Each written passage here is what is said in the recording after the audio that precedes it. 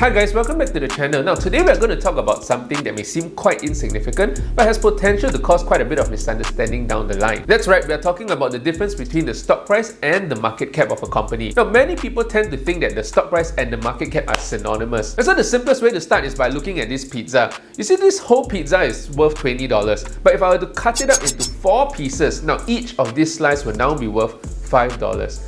Understanding this in essence is understanding stock price and market cap. You see, the stock price is basically the price someone is willing to pay for one share of the company, while the market cap is the total value or the sum of all these shares added together. Now, to really understand the nuance between the stock price and the market cap, we need to understand how the market cap is calculated. Market cap is actually found when we take the stock price multiplied by something that we call the number of shares outstanding, and that will give us the market cap. See, the number of shares outstanding actually just refers to the total number of shares issued by the company and are being held by shareholders. But more on this in another video. All we need to know right now is that this number of shares outstanding can change for a variety of reasons that does not have any fundamental effects on the company. And when that happens, the market cap doesn't change, and what ends up changing is the stock price. So let me bring back my example of the pizza. The whole pizza costs $20, and if I were to cut it up into 4 slices, each of these slices $5, right? That's pretty straightforward. But if I were to cut this pizza up into 8 slices, it doesn't devalue the pizza still has the same value. The only difference is that now each of these 8 slices is no longer worth $5 but worth $2.50. And that is essentially the difference in stock price and market cap when the number of shares outstanding changes. And this is why it is possible for the price of the stock to change without the market cap ever changing. And so that brings us to our first problem, buying psychology. You see, when we tend to focus on the stock price, what happens is that we get caught up in short-term market movements and price action, and we miss out on the longer growth trends of companies. You see, how many of you like me, right? You probably have done your research and you think that, okay, I'm going to buy the stock at $12. Next thing you know, the stock hits 12, and then it goes down below 12, $11.90, $11.80, $11.70, and you miss the bottom at $11.60 and you refuse to buy it on the way up, and the next thing you know, the stock is now at $13. Many of us in this position actually think that we have missed the boat, but have we really? Now, this company has 1 billion shares. Now, if someone were to buy the shares at $12 per share, we would have bought it at a market cap of $12 billion, right? And so that means if our research shows us that the company will grow to $50 billion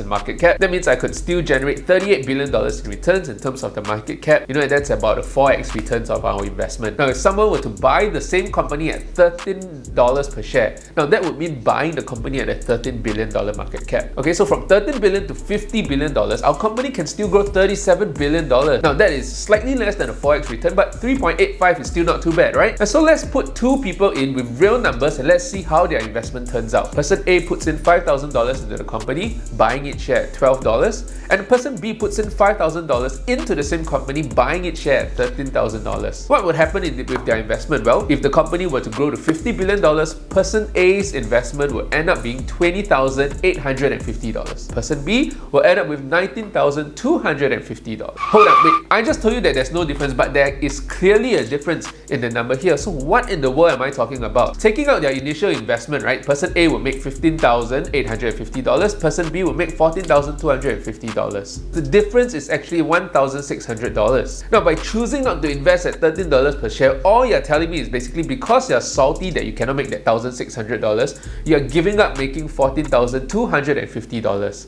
And by putting it into that perspective, it actually sounds quite illogical, doesn't it? Now, put it this way, how many of you sitting there right now watching this video will tell me you're going to pass up on a chance to make $14,000? You know, of course, you would prefer to make $15,000. I'm sure all of us would. But $14,000, let's be honest with ourselves, on a $5,000 investment isn't too bad of a return. And this is life. We often don't get what we prefer. I mean, what I would prefer is that if you have gotten any value out of this video, that you smash the thumbs up. But I'm sure not 100% of you will do it unless you are going to prove me wrong. But I'll settle for 90% of you doing it, and so thank you for your time, and back to the video. You see, making a $14,000 return on a $5,000 investment is actually a pretty amazing return. It's just that the perspective that we have when we focus on the stock price will cause us to miss out on this kind of returns in our investment. And so what I'm saying, right, it's not that you don't need to care about the price of the company and just buy at any price. But what I am saying is that if you find a good company, there usually is a period of time for you to build your position in a company before the growth kicks in. And so that brings us to our second problem today, which is a skewed perspective of a company size. Now, let's consider 2 companies that, you know, most of us are quite familiar with, Apple and Tesla. Now, Apple has a price of about $170 per share today and Tesla about $1,000 per share. On the surface, it will look like Tesla is nearly 5 times bigger than Apple. However, when we look at the market cap and dig even deeper, we realize that Apple has a market cap of $2.9 trillion and Tesla has a market cap of $1 trillion. Now, what does this all mean to us as investors? You see, the stock price alone cannot tell you how big the company is or whether or not the company is cheap or expensive. In fact, whether or not the company is cheap or expensive is a relative term. You need to compare it to something else.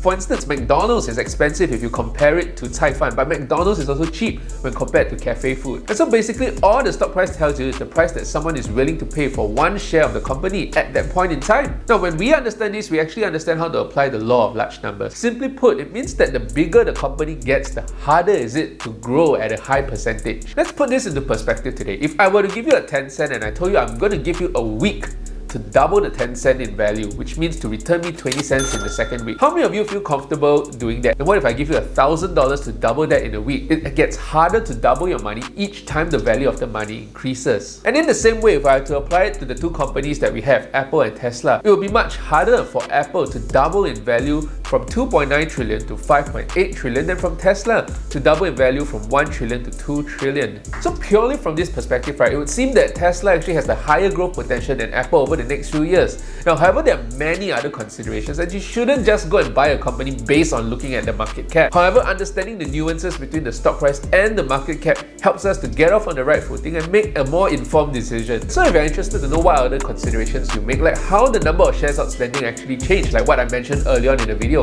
you may want to click this video over here and I'll see you in the next one.